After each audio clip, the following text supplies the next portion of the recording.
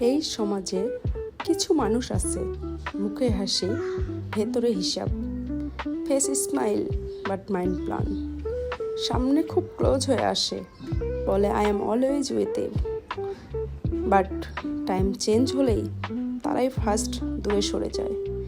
নিমুখ হারামদের চিনতে সময় লাগে না, জাস্ট নিড ব্যাড টাইম।